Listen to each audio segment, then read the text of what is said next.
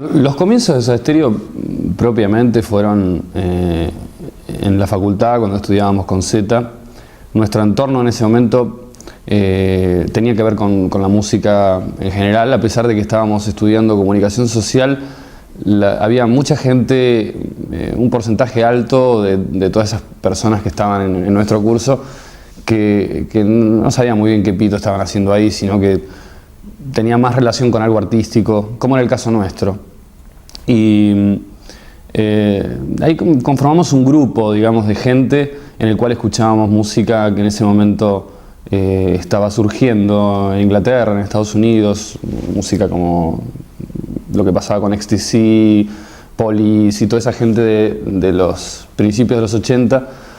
Y para nosotros significaba una especie de ruptura y un aire nuevo para todo lo que uno veía que estaba ocurriendo en el país, que tenía más que ver con otra estructura musical. A lo mejor en algún punto lo que se hablaba en ese momento era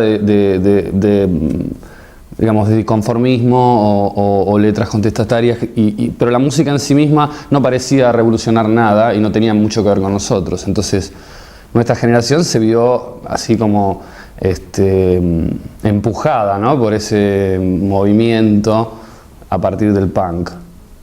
Y así, lo que recuerdo una vez conformado el grupo es nuestra relación con otros grupos, en donde notábamos que en realidad había una energía muy importante. Más allá de la calidad musical, estaba puesto el foco en producir un hecho, ¿no?, con la mayor energía posible. De hecho, nuestros primeros shows realmente eran, desde el punto de vista de grabación, inescuchables. O sea, simplemente era una especie de ruido con una cierta sustancia pop. Yo trataba por todos los medios de cantar y tocar al mismo tiempo y pienso que en ese momento sentía que no lo conseguía del todo bien, pero lo importante era llenar espacios, apabullar, y en esos aspectos también buscábamos concentrarnos un poco en la imagen, en a lo mejor gastar unos pesos más y comprar un mejor equipo y buscar que cada show fuera un hecho así bien diferente a otros, ¿no?, mientras uno iba buscando realmente quién era. Y con respecto a esa primera etapa en donde uno, bueno, carga sus instrumentos, pega sus afiches, hace todo por sí mismo, fue muy importante para nosotros porque ahí es donde concentramos por ahí la mayor fuerza en lo que tenía que ver con la imagen. Yo creo que pocos grupos habían pegado tantos afiches como nosotros, o se habían concentrado tanto en hacer afiches, en eso participábamos todos. Y bueno, es un aprendizaje continuo. En realidad pagamos el derecho de piso incluso tocando con otros grupos en donde nos dejaban rezagados para el final, como el caso del mítico Marabú, por ejemplo, donde realmente quedaban 10 personas para escuchar, ¿no?, porque ya los grupos principales habían tocado. Pero lo importante era estar, relacionarse con otros músicos que uno quería, que uno sentía que estaban más cerca, en ese caso Federico Moura, Virus, los Twists, ¿no?, de alguna forma, aunque contrapartida, también con Sumo, y tocábamos en los mismos lugares. Realmente no parábamos de tocar y eso fue una escuela tremenda para nosotros. Sí, me parece que mi primer acercamiento a las letras o un poco el concepto que debía tener el grupo viene desprendido de esa etapa en donde estábamos estudiando publicidad y de alguna forma queríamos meternos ahí. Yo salí disparado como por un tubo. Cuando entré en publicidad estuve apenas unos meses y no me gustó para nada el ambiente que había alrededor mío, o por lo menos yo no sincronizaba con eso. Entonces yo creo que llevaba dentro mío como una especie de contradicción. Por un lado había adoptado seguir una carrera para ilustrarme de alguna manera y que tenía que ver con el consumo, con hacer arte con ese consumo, y por otro lado de alguna forma despreciaba esa situación, ¿no? Un poco porque no me había sentido parte. Entonces yo creo que partiendo de un nombre como Soda Stereo, teniendo en cuenta de que en ese momento la revitalización para nosotros era el pop, frente a los 70, en donde habían terminado, digamos, antes del punk de una forma mucho más, con música mucho más compleja, desarrollada más bien por gente virtuosa o ¿no?, seria en algún punto. Esto era buscar algún tema que seguramente tendría que ver como contrapartida con lo otro, pero que fuera, que tuviera que ver con nosotros o con la idea de ser pop, ¿no? Y ahí reforzamos, digamos, fuimos más pop que nunca. Esa era la sensación que teníamos nosotros. Bueno, en el primer disco, por ejemplo, la producción fue Federico Moura y realmente para nosotros era toda una sorpresa cualquier cosa que se nos presentaba. Nos dábamos cuenta que el estudio en donde hacíamos ese primer disco era una locura como estaba concebido, un estudio gigantesco, tipo como el Abbey Road de los Beatles, que era el de CBS en esa época en el centro. Imagínate, yo grababa mis voces en un estudio que era, no sé, tendría como 30 metros de largo y estaba yo solo y la cabina de grabación estaba allá arriba. Era una cosa de lo más extraña. Y al mismo tiempo había 5 técnicos que se iban turnando, ¿no? Cada vez que venía un técnico nuevo no sabía qué era lo que había hecho el anterior, así que probablemente hacía cualquier destrozo con eso. Pero bueno, era el sistema de la época un poco arrastrado de los 60 y los 70 en donde se trabajaba de esa forma.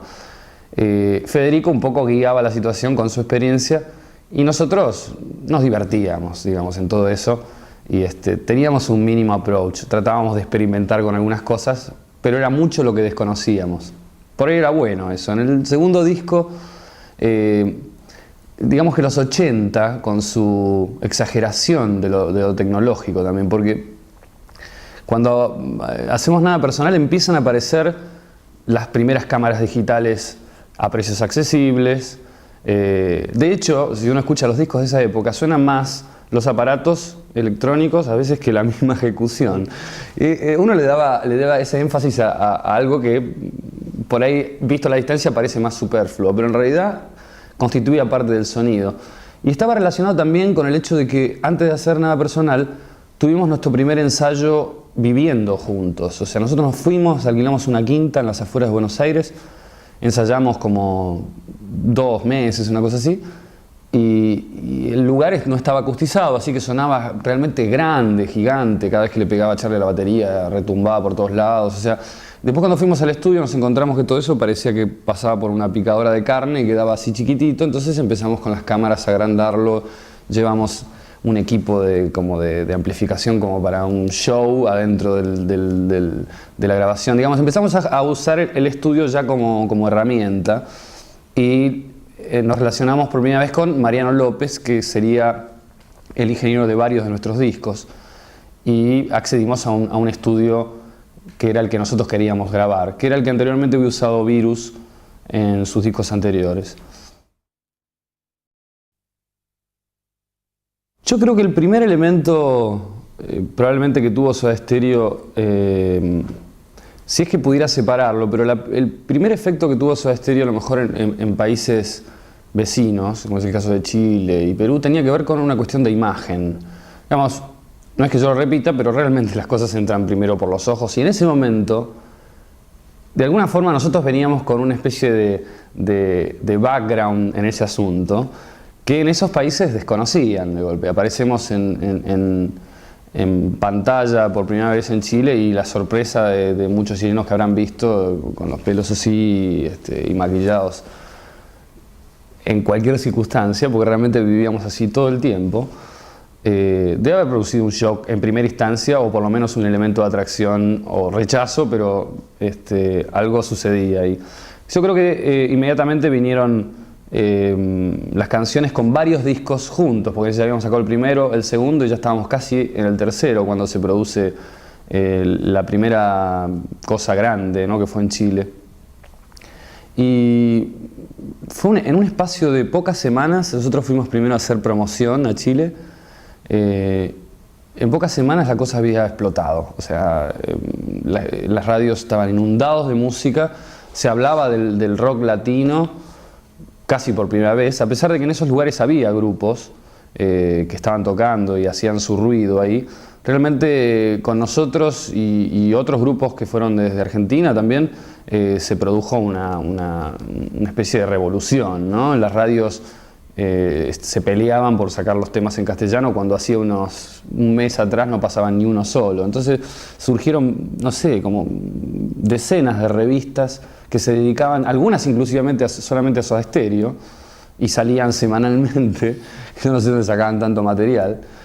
Y así fue, empezó primero por Chile, luego de alguna forma, en ese momento pensé que no existía MTV, no había un medio que llegara más o menos al instante a todos esos lugares, así que una vez que pasó eso en Chile, de alguna forma eso cruzó la frontera y en Perú empezó a haber una cantidad de fanáticos que nos esperaban. Y bueno, también fue una combinación de buenos arreglos con gente que producía los espectáculos como correspondía, dentro de las circunstancias que había, porque no había mucha experiencia. Y en algunos lugares fue realmente un boom inmediato, y en otros lugares fue mucho más lento y hubo que ir muchas veces hasta, digamos, conseguir cautivarlos, ¿no? No, la decisión de no va más es algo que no surge obviamente de un día para el otro, sino que es todo un proceso que nos ha costado mucho interiormente a cada uno. Hablando por mí mismo, realmente creo que en los últimos 3 o 4 años esto podría haber ocurrido en cualquier momento, digamos. Cuando uno siente que una bomba está por explotar, o sea, porque las relaciones ya no están bien, porque ya hay un cansancio que no se condice con lo que el grupo debería supuestamente producir. Y básicamente, en lo que a mí respecta, creo que además de cierto deterioro en las relaciones que se da por, bueno, son 14, 15 años, todos vamos cambiando, ¿no? Aparecen otras prioridades, uno se aburre realmente de hacer la misma cosa. Creo que artísticamente yo sentía que la cosa estaba agotada, de alguna forma estaba planteada, y que me sentía orgulloso de todo lo que vi en ese momento, pero sentía por primera vez en este último tiempo la sensación de un futuro mucho más incierto, sin el entusiasmo, ¿no? Y por otro lado, otras cosas ajenas al grupo empezaban a entusiasmarme mucho más. Yo creo que no solo a mí me ocurría, pero hablo por mí mismo en este aspecto, pero así que fue cuestión de charlarlo. Por supuesto que hubo idas y contramarchas, ¿no? Momentos en donde a lo mejor nos salía la sangre italiana y queríamos terminar con todo ya en el medio de un show y daba lo mismo. Y otros momentos en donde había que pensarlo un poco más y pensar que había muchas cosas que podíamos resolver todavía juntos, y que todavía seguía ocurriendo algo importante arriba del escenario, que fue lo que un poco quisimos demostrar también en River, ¿no? Un poco a pedido de la gente, y la gente creo que fue la que justificó todo esto, ¿no? Pero nosotros no lo hubiéramos hecho si realmente hubiéramos sentido que ni siquiera hubiéramos podido subir al escenario a hacer una cosa decente, ¿no? La verdad que en ese aspecto fue una decisión inteligente de no seguir arrastrándola, ¿no? Igual, te vuelvo a repetir, es un proceso que viene de mucho tiempo y que se va agudizando hasta el punto donde uno dice, bueno, esto no tiene forma de revertirse. No es bueno tampoco revertir una cosa cuando tiene ese curso, y así llegamos al final. No, yo realmente no cambiaría nada de lo que ocurrió. Hay cosas que me siento orgulloso, otras que me parecen casi vergonzosas, qué sé yo, pero bueno, las guardo para mí, son juicios además que son muy subjetivos del momento, desde donde lo miro, pero realmente hemos hecho algo muy grosso como grupo. No es fácil tener un grupo, menos como argentinos, nos cuesta terriblemente mantener una unidad así de concepto, una energía. Tiene que ser muy poderosa para poder enfrentar la cantidad de cosas bestiales que te pasan, ¿no? Desde las triviales hasta situaciones así de mucha emoción, ¿no? O cosas así muy gigantes.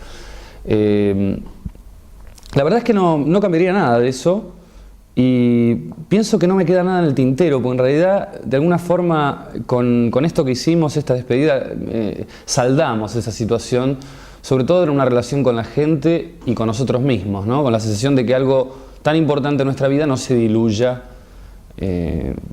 sino que tenga digamos, un cierre magnífico como quisimos darle. Y así fue, así que no sé en el futuro si pensaré que podría haber hecho alguna otra cosa, pero la verdad es que quiero, en todo caso, para el futuro aprovechar las virtudes y los errores de lo que hemos hecho, según mi manera de ver, y mejorarlos para lo próximo que venga, ¿no?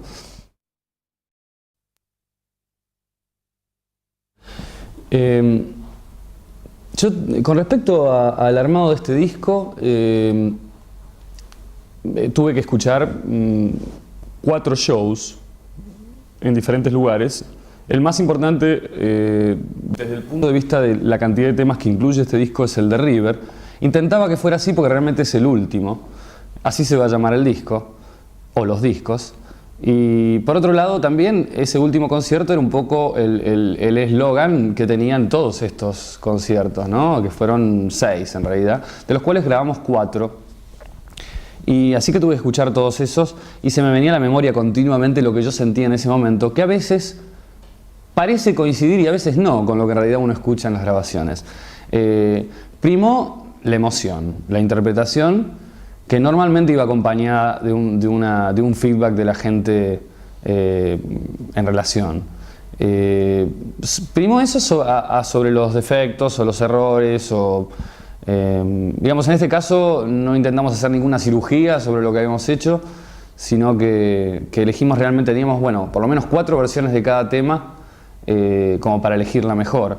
Y priorizando un poco lo de River en cantidad, pero también tomando en cuenta los otros países, tenemos grabaciones de México, grabaciones de Chile, y realmente no sé, yo escucho todos los temas y digo, bueno, este realmente parece el mejor, y también coincidimos con Zeta en ese aspecto, así que la decisión fue difícil a veces, porque se producían momentos de interpretación a lo mejor de algunos instrumentos mejores que otros, a veces sonoramente un lugar sonaba mejor que otro, pero finalmente la interpretación, no sé, la emoción del momento era lo que vale la pena, y vos lo escuchás en los parlantes y lo notás, o sea, no es necesario que uno lo diga, sino que está ahí, ¿no? Presente la gente cuando canta o cuando reacciona, incluso ante el silencio de la gente, que en algunos casos fue muy interesante, ¿no? En versiones nuevas como la de Signos, se produce un momento que parece que nos hubiéramos transportado a otro lugar, ¿no? El caso de Planeador también.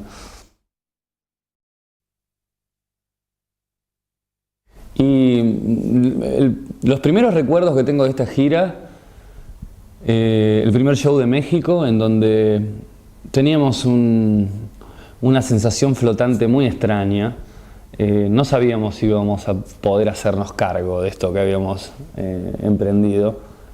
Nos resultó bastante difícil conectarnos con el show en su momento. Creo que estábamos más aferrados a una cuestión técnica, de hacer buenas versiones y todo eso, porque temíamos conectarnos con eso. Pero promediando el show, y eso lo noto incluso en las grabaciones, empezamos a soltarnos y empezamos a entender lo que pasaba. Yo particularmente lo que entendí y me iluminó fue a través de la gente. Encontré la justificación, realmente la sublimación de todo eso lo encontré a través de la gente, la respuesta de la gente, las caras de la gente, lo que ellos esperaban de nosotros y lo que nosotros quizás en algún momento podíamos olvidarnos, ¿no? Y eso fue un pack inmediato, o sea, y eso me retornó inmediatamente a la esencia del show. Y a partir de ese show, los que siguieron tuvieron una intensidad cada vez mayor, o sea, y estábamos más seguros de lo que estábamos haciendo estaba bien mientras nos conectáramos, ¿no? Con eso. Sí, yo tengo favoritos. Ahora puedo decir que tengo favoritos. En su momento tenía los favoritos de ese momento. Ahora, digamos, en toda esa cantidad de discos, yo creo que mi disco favorito es Canción Animal. Es el disco más certero de todos, ¿no? Es el que yo siento que dimos con una idea y la perseguimos y la terminamos sin salirnos. Y si voy en degradé, pienso que Dínamo es el siguiente, ¿no? Ambos discos los escucharía en totalidad y no habría nada que no me gustara en realidad. Después en los otros, por supuesto, extracto momentos, ¿no? Y también pienso que estuvieron bien en su lugar, pero realmente mi favorito en ese aspecto es Canción Animal.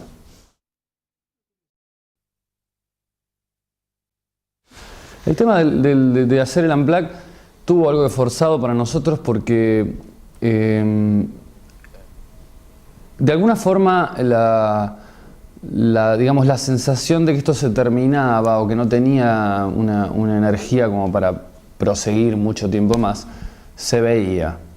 Estábamos sumidos en la gira de Estados Unidos, que fue muy vital para nosotros y fue muy bueno desde el punto de vista de saludable, porque estábamos tocando en lugares que no habíamos tocado nunca y haciendo unos shows tremendos, o sea, con mucha gente y gente que nunca nos había visto. Eso nos puso las pilas de vuelta y por eso nos encaramos lo del Unplugged. Si no hubiera sido imposible, porque la verdad es que desde el punto de vista conceptual no me interesaba mucho ponerme a trabajar a mí personalmente en hacer versiones acústicas de temas que no habían sido concebidos como tales. Yo tengo cierta reticencia a eso, aunque en algunos casos funciona realmente y me encantan, pero también he visto lo otro y no quería caer en esa situación. Y si no tenía demasiado espíritu para modificar mucho las cosas, no sé, iba a quedar un poco flojo. Al principio no quisimos hacerlo, de hecho MTV nos persiguió para hacerlo. Y cuando hicimos la gira por Estados Unidos estábamos ya en otro tono nosotros. Y ahí decidimos encararlo, porque de alguna forma ya el concepto de esa gira tenía que ver con un espíritu así de show más cool, ¿no? En donde se incorporaban a lo mejor más elementos de los 70, había versiones más aletargadas, ¿no? Más suaves. Entonces mi planteo con MTV fue, bueno, no vamos a hacer un Unplugged estrictamente como Unplugged, no nos vamos a tener a esa idea de que todos los instrumentos supuestamente tengan que ser desenchufados, sino vamos a hacer algo tranqui, ¿no? Que va a tener un espíritu increscendo, pero va a ser versiones diferentes con ese espíritu. Y eso fue lo que planteamos y de eso se trata el Unplugged, entre comillas, de Soda Stereo, ¿no? Y no, la pasamos muy bien cuando lo hicimos, además nos trataron excelente y creo que el resultado fue muy bueno. Pero realmente si esto no hubiera pasado, creo que la gira de Estados Unidos, o si no lo hubiéramos planteado de esa manera, para nosotros quizás ya no tenía sentido, ¿no? Sí, bueno, nosotros como trío en sí mismo creo que siempre fuimos trío conceptualmente, o sea, nuestras ideas, nuestro concepto lo manejábamos los tres. Y éramos de alguna forma, siempre fuimos un poco reticentes a incorporar a alguien más en decisiones, llamémosle ejecutivas del grupo. ¿Qué queríamos hacer? ¿Qué no queríamos hacer? O sea, ¿cuándo hacíamos un disco? ¿Cómo establecíamos nuestra relación con la compañía grabadora? ¿Qué manager tener? Eso lo manejábamos realmente como trío, pero musicalmente nunca fuimos un trío. La verdad es que a lo mejor en muchas ocasiones nos juntábamos a ensayar los tres en primera instancia, pero inmediatamente necesitábamos otros colores, otros timbres. Y eso permitía también, en muchos aspectos, sanear nuestras propias relaciones. Era muy interesante que un cuarto integrante o varios integrantes más venían a proponer una nueva vida, ¿no? Era digamos, de alguna forma era la apertura que tenía el trío hacia el mundo exterior, hacia otros músicos. Y esos timbres, esas personalidades convivían con nosotros en las giras y fueron muy importantes para que nosotros pudiéramos seguir adelante. Yo lo veo hoy también de esa forma, ¿no? La importancia que tuvieron el resto de los integrantes que conformaron Soda Stereo en vivo y en algunos casos en grabaciones para el espíritu del grupo en sí mismo. Y la verdad es que si te fijas hemos cambiado periódicamente de gente, algunos han durado mucho más, han estado más tiempo y tienen que ver con la relación que hemos establecido así humana y musical y la búsqueda de nuevos timbres le permitió al grupo también buscar por otros lados, ¿no? Pero las decisiones, la dirección, digamos, del grupo era un poco lo que pautábamos los tres, ¿no? Yo realmente creo que cuando subí tuve la sensación de que estaba, no sé, a 10 centímetros del piso, porque no hay nada que pueda compararse con eso, ni siquiera los recuerdos. Buenos Aires, en la 9 de julio había 250.000 personas, pero yo no tenía manera de abarcar ni siquiera visualmente, a pesar de mi impedimento visual natural, porque no veo bien. Era impresionante porque, bueno, en ese momento veía una masa de gente que nunca terminaba, ¿no? Y todos habían venido a vernos a nosotros. Era maravilloso, pero era inabarcable. Todos los shows anteriores que tuvimos en Latinoamérica fueron realmente muy grandes en cantidad de gente, pero este era especial. River era especial Yo además tengo una situación muy particular, vivo a 4 cuadras de la cancha de River y justo mi ventana daba a toda la cola y me levanté más o menos temprano, creo que no había dormido demasiado y pude ver la cola desde muy temprano, llegaba como nunca la había visto, o sea, era muy entretenido saber de que yo estaba haciendo circunstancias así típicas de la casa y esa noche mismo iba a tener que subirme al escenario en ese lugar, ¿no? O sea, era una locura.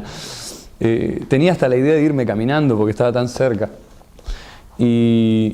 Pero salir ahí yo creo que me estaba preparando mentalmente para una cosa muy grande, pero eso barría con todo, ¿no? Toda la gente prendiendo sus encendedores, sentir algo que estaba realmente unificado, esa es la sensación que yo tenía ahí. No era un concierto más, era el último. Y la gente debe haber tenido circunstancias muy contradictorias, como la teníamos nosotros, ¿no? Pero había que hacerlo y bien, y eso sentía, me parece, que la gente, ¿no?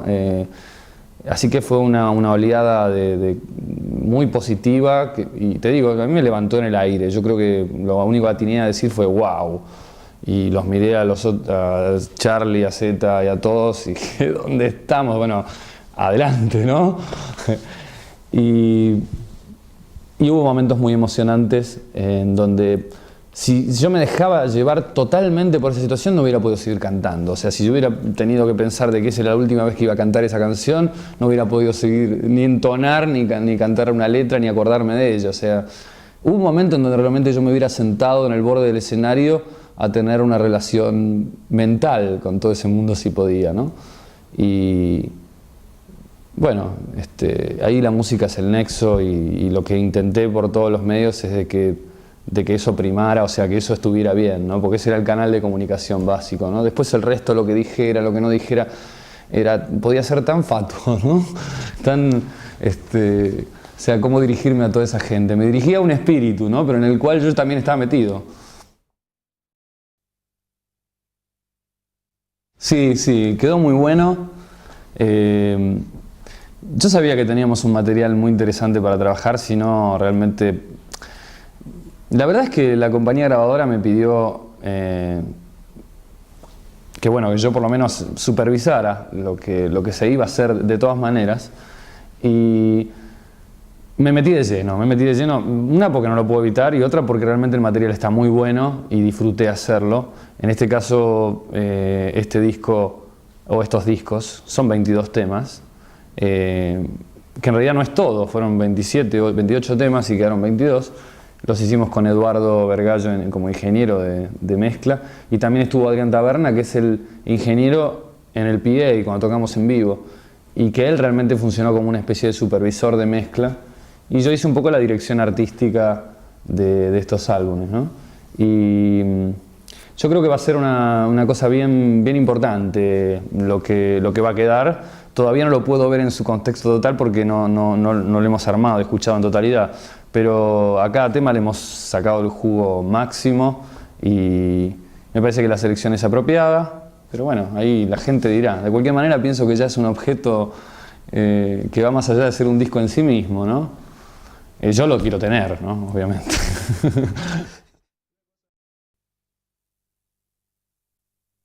Claro, me parece que con respecto por un lado la selección de temas, por otro lado cómo íbamos a hacer esas canciones, por otro lado cómo íbamos a presentar este show, qué imagen iba a tener, no podía, tirar por la borda lo que habíamos hecho durante tantas veces cuando presentábamos discos o conciertos. Estábamos haciendo algo nuevo, estábamos despidiéndonos cosas que nunca habíamos hecho, ¿no? De alguna forma me parece que traicionaba el espíritu si simplemente salíamos a tocar las canciones como se nos ocurría en ese momento sin darles más vueltas. Pienso que nunca fuimos así. Lo mismo me refiero al aspecto estético, ¿no? Cómo montamos el escenario, cómo hicimos todo eso. Sabíamos que con que solo subiéramos a tocar era a lo mejor suficiente, porque la carga emocional que tenía todo eso era muy grande. Pero en algún momento cuando me preguntaban en esa gestación qué íbamos a hacer, yo realmente quise subrayar que la música tenía que ser el legado más importante, ¿no? Y y con ello también todo lo que tenga que ver con la imagen alrededor, la presentación, y decidimos invertir en algo hacer algo bien, como intentamos hacerlo siempre, y con la misma pasión, ¿no? O sea que los temas, si sonaban bien como nos surgían, y si no, les dábamos vueltas, como lo habíamos hecho muchas veces, para acomodarlos a nuestro gusto actual, o a buscarles una punta que a lo mejor nunca habíamos explorado, aunque ya no signifique una puerta al futuro desde el punto de vista del grupo. Y también incluir, por supuesto, las canciones que la gente había seleccionado a través de internet, las cuales nos habían dado varias sorpresas. Por un lado, yo había pensado que probablemente se eligiera en principio lo que ya era lo más obvio que el grupo tenía que tocar. Sin embargo, la gente nos dio sorpresas y eligió temas que me encantó que hubieran pasado, porque yo los hubiera elegido también, y a veces ni siquiera hubiera pensado en eso. Así que conformamos una lista en donde un 80% fue la elección de la gente y un 20% es nuestra propia inclusión de canciones que queríamos tocar. Y después, a su vez, bueno, exprimir las canciones en sus versiones, en el caso de este show con 3 invitados bestiales, porque básicamente los que tocaron en toda esta gira, tanto Tweety, que nos acompaña de tanto tiempo y que nos conoce tanto, como en este caso Alejandro Terán y Axel Krieger, o sea, tipos increíbles como personas y músicos así de una ductilidad asombrosa, porque imagínate la cantidad de instrumentos que tocaron, desde acordeón, saxo. Eso le da unos timbres y unas búsquedas diferentes, y también volvía a pasar un poco lo que había dicho anteriormente, ¿no? Como la gente que se acerca a Soda Stereo y que convivió con nosotros nos influencia de tal forma que nos permite hacer nuevas versiones, ¿no? Considerar las cosas desde otro punto, a lo mejor de un punto en donde esa persona tenga más importancia que la versión original, a lo mejor. Y así fuimos variando canciones, y algunas estoy muy orgulloso porque o sea, nunca se me hubiera ocurrido que Signos podía sonar de esa forma, o otras que hay por ahí, ¿no?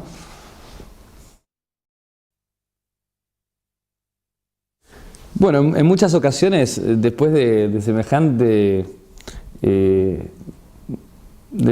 cosa que hemos generado con este concierto de despedida, la gente se nos ha acercado, a mí particularmente, y me ha preguntado si voy a seguir en la música, y me parece curioso porque en realidad no hay otra cosa que pueda hacer mejor, y por supuesto que lo voy a seguir haciendo. Yo, en este momento, una vez terminado este disco, estoy empezando a componer nuevas cosas y tengo intenciones de armar un grupo de alguna forma prontamente, hablamos del año que viene, ¿no?